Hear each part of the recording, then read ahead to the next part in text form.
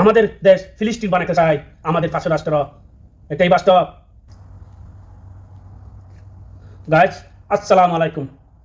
ভিডিওটা দেখবেন, গুরুত্বপূর্ণ কথা হবে, ভিডিওর ভিতরে থাকবে। ভিডিও না দেখলে কিছু বুঝতে পারবেন না, ভিডিও দেখলে তো বুঝবেন।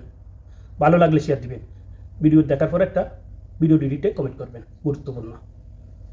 তারেক রহমান দেশে দুর্নীতিমুক্ত করার জন্য ঘোষণা দিছে।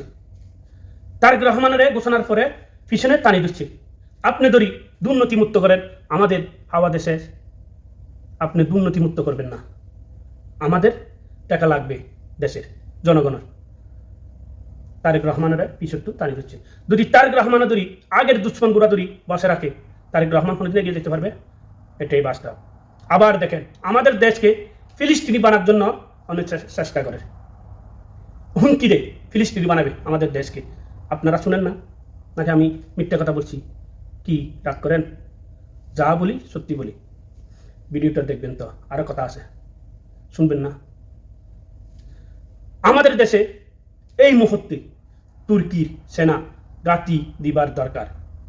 তুর্কি দখল করবে না, পাকিস্তানের সাথে তুর্কির সাথে চুক্তি করার দরকার। তাহলে আমাদের যারা হুমকি দেয় আওয়াজ বন্ধ হয়ে যাবে,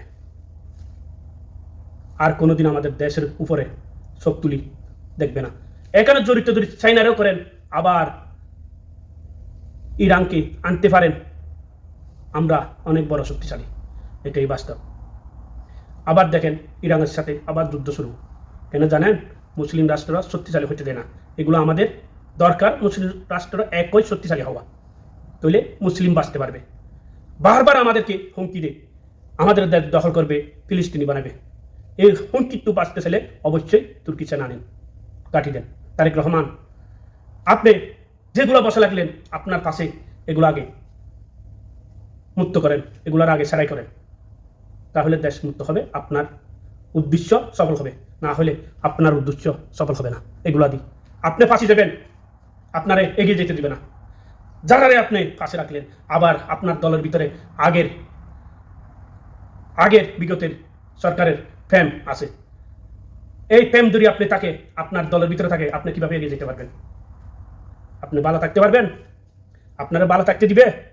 এমন একটা আপনি বিরোধী দল পাইছেন, বাংলাদেশের নম্বর 1 এই বিরোধী দল, আর বাংলাদেশে টিয়ার হয় নাই, আন্দোলন হয় নাই। যদি আগের সরকার যদি বিগতের বিরোধী দল হলে এতদিনে 100 বার আন্দোলন হইতো। এটা আপনারে মানি নিতে হবে। আপনারে জনগণে বসেছে, আপনারে বসে নাই আপনার এমপি মন্ত্রীগুলা, আপনারে বসেছে জনগণে বিপ্লবে। আপনি আজকে প্রধানমন্ত্রী, তার কারণে আপনি এরারে কেন বলবেন? মূল্যায়ন দিতে হবে, আপনার স্বীকার করতে হবে। স্বীকার না করি যেতে পারবেন না। বারবার মুক্তিযুদ্ধ এগুলা দূরবেন না, এখন মুক্তিযুদ্ধ নাই, এগুলা চলে গেছে পৃথিবী ছেড়ে। এগুলা যারা আছে এগুলা বুয়া মুক্তিযুদ্ধ। যুদ্ধ হয়, যুদ্ধ হবে, একটা দেশের সাথে যুদ্ধ হলে মানুষ মারা যায় দেশ রক্ষা করার জন্য। আপনি এটাই চেষ্টা করতে হবে, দেশ রক্ষা করেন আগে। এইগুলার কথা শুনবেন না, আপনার পাশে দুশ্মনগুলো আগে সারান, তাহলে আপনি এগিয়ে যেতে পারবেন, আপনি সফল হতে পারবেন। আশা করি তারেক রহমান, ইনশাআল্লাহ আমিও দেশের নাগরিক হিসাবে কথা বলতে পারি। যদি ভালো লাগে শেয়ার দিবেন। আল্লাহ হাফেজ।